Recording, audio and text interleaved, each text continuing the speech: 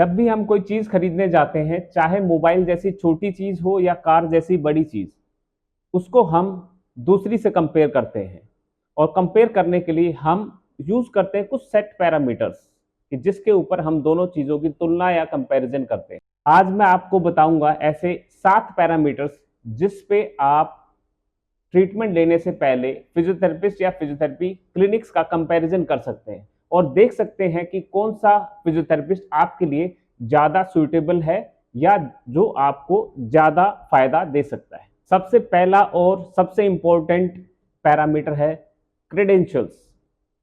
आपको ये जरूर चेक करना है कि जो आपके फिजियोथेरेपिस्ट हैं जिनसे आप अपना इलाज करवाना चाहते हैं वो काउंसिल से रजिस्टर्ड है या नहीं। काउंसिल होती है एक गवर्नमेंट बॉडी जो मेडिकल प्रैक्टिशनर या फिजियोथेरेपिस्ट को रजिस्टर करती है। भारत में कुछ स्टेट्स हैं जैसे दिल्ली, हरियाणा, गुजरात, महाराष्ट्र, वहाँ पे स्टेट काउंसिल्स बनी हुई हैं। तो आप चेक कर सकते हैं कि आपके ट्रीटिंग फिजियोथेरेपिस्ट या जिनसे आप ट्रीटमेंट लेना चाहते हैं वो काउंसिल से रजिस्टर्ड है या नहीं। जिन स्टेट्स में काउंसिल नहीं है उसमें आप किसी ट्रस्टवर्दी नेशनल लेवल की एसोसिएशन भी चेक कर सकते हैं। सेकंड पैरामीटर है क्वालिफिकेशन एंड एक्सपीरियंस। फिजियोथेरेपी में भी अलग अलग मेडिकल की फील्ड के हिसाब से स्पेशलाइजेशन होती है, जैसे ऑर्थोपेडिक्स में, स्पोर्ट्स इंजरी में, न्यूरो में और कार्डियोपल्मोनरी में। ऐसे कुछ और ब्रांचेस भी हैं जिसमें स्पेशलाइजेशन होती है।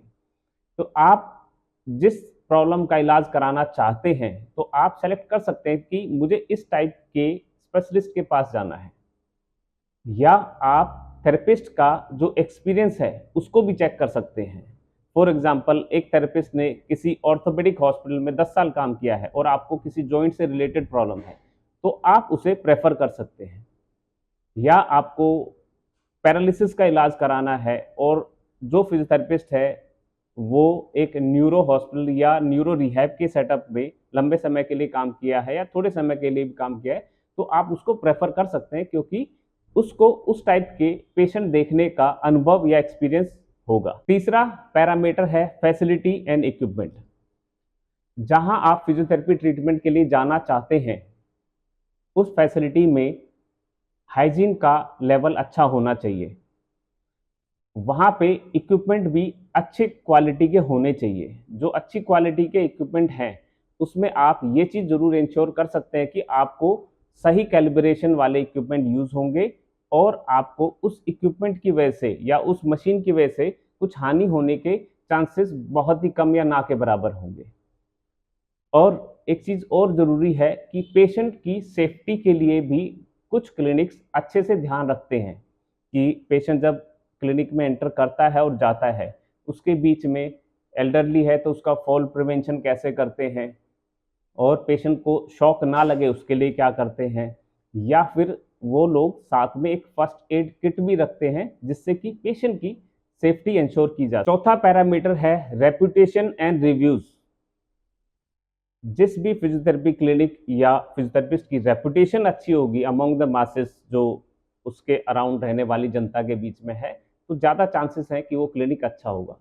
रिव्यूज़ जैसे कि आप गूगल रिव्यूज़ देख सकते हैं, फेसबुक या बाकी इंस्टाग्राम पे जाके देख सकते हैं कि उनके रिव्यूज़ कैसे हैं। ये आपको हेल्प करेंगे उस क्लिनिक के बारे में लोगों की क्या धारणा है या क्या विचार है। पांचवा पैरामीटर है communication skill and patient education.